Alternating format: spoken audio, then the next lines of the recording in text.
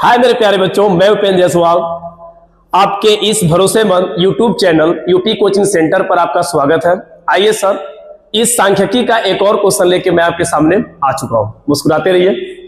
कह रहा है कि यदि 5, 10, 15, R 20, 35 और 40 का समांतर माध्य कितना है मेरे प्यारे रसगुल्लों? तो यहां पर 21 दिया है। कितना दिया है? 21 दिया है। और क्वेश्चन कह रहा है कि आर का मान बताना है। किसका मान बताना है? आर का मान बताना है। आइए सर, क्वेश्चन को हम बहुत आसानी से और सावधानी से करने का कार्य करते हैं। यहां पे मैं आपसे कहूंगा कि जो संख्याएं दी गई हैं, आप संख्याएं जो दी गई हैं उसको पहले आप क्या करिए, लिख लीजिए। कितना है? 5, फिर क्या है 10, फिर क्या है 15, फिर क्या आपका है आर, फिर आपका क्या है 20, फिर आपका क्या है 35, फिर आपका कितना है 40। और यहां पर कह रहा है कि समांतर माध्य कितना है? 21 है। जो समांतर माध्य हमारा है, समांतर माध्य जो हमारा है वो कितना कह रहा है कि 21 है। हमसे किसकी वैल्यू पूछ रहा है? आर की वैल्यू पूछ रहा है। किसका वैल्यू पूछ रहा है? आर की वैल्यू पूछ रहा है। हम फार्मूला लगाएंगे, समांतर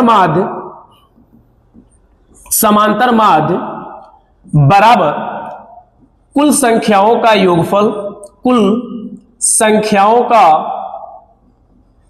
संख्याओं का योग या योगफल भी कर सकते हैं, बटे कुल संख्याएं।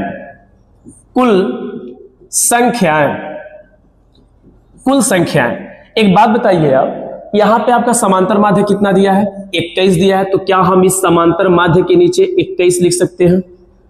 बात अगर किया जाए तो कह रहा है कुल संख्याओं का योगफल, तो जितनी हमारे पास संख्या है क्या इसका हम योग कर लें? तो 5 हो गया। दूसरी संख्या क्या है? 10 हो गया। तीसरी संख्या क्या है? 15 हो गया। चौथी संख्या क्या है? आर हो गया। पांचवी संख्या क्या है? 20 हो गया। अगली संख्या क्या है? 35 हो गया। और अगली संख्या कितनी है? तो 40 हो गया। अब हम देखेंगे कुल संख्याएं कितनी है। तो 1, 2, 3, 4, 5, 6, 7। तो हम कहेंगे मेरे भाई कुल संख्याओं का मतलब जितनी संख्या है वो कितनी है? 7 है। अगर इन सभी संख्याओं को जोड़ा जाए तो 10, 5, 15, 15, 15, 30, 30, 20, 50, 50 और 35 कितना होगा? 85। और 85 और 15, 85 और 40 कितना होगा? 125 होगा। कितना होगा? 125 होगा। और प्लस आर है, इसको आप आर कर दीजिए। और बटे में कितना है? 7। आप कहेंगे कि सर आपने यहां पे आर को क्यों नहीं जोड़ा? तो सर देखिए, ये हमारा नंबर है और ये अल्फाबेट है। ए से अगर जेड तक संख्याएं आती हैं तो उसको हम ऐड नहीं करेंगे, उसको प्लस में करके क्या करेंगे? लिख देंगे।